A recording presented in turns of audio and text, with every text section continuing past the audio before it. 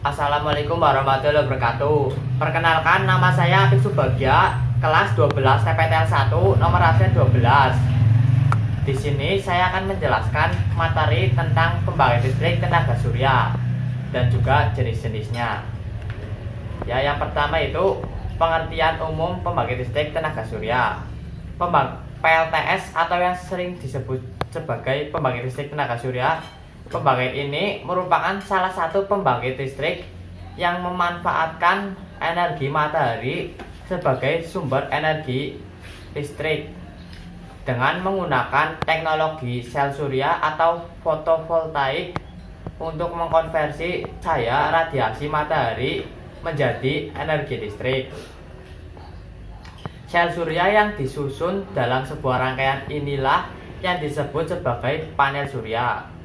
Kapasitas panel surya yang diukur dalam watt peak dihasilkan berdasarkan beberapa banyak jumlah sel surya yang dirangkai menjadi sebuah panel surya. Selanjutnya, panel surya disusun dan dikoneksikan secara seri dan paralel untuk membangun sebuah pembangkit listrik tenaga surya.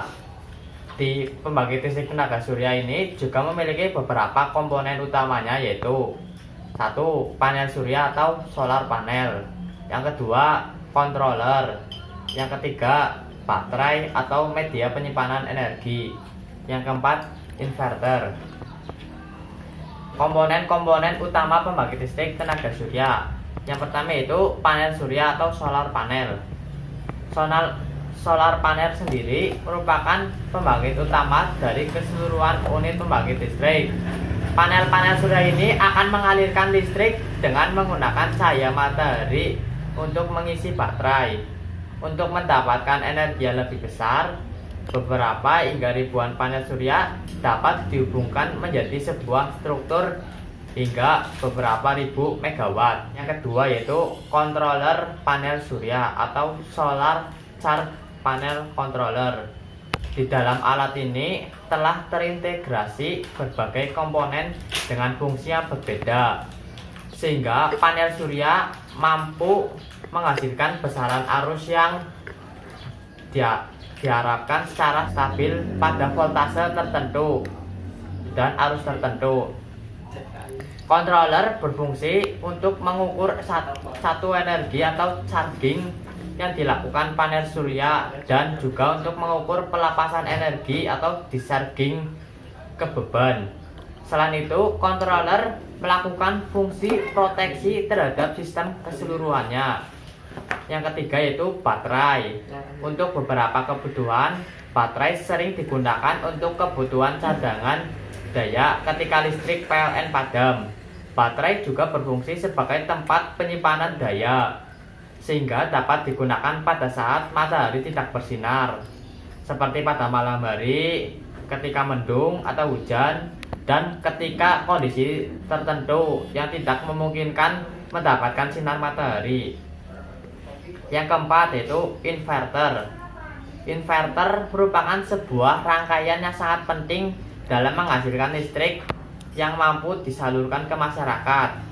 Inverter akan mengkonversi arus listrik dari arus DC menjadi arus AC.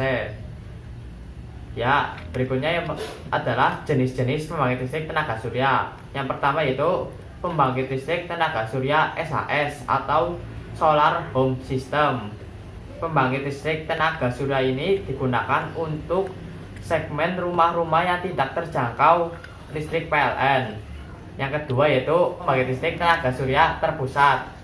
Pembangkit listrik tenaga surya ini digunakan untuk segmen desa atau kota baru di daerah terpencil, semisal di pegunungan atau di pedesaan. Yang ketiga itu pembangkit listrik tenaga surya pompa air.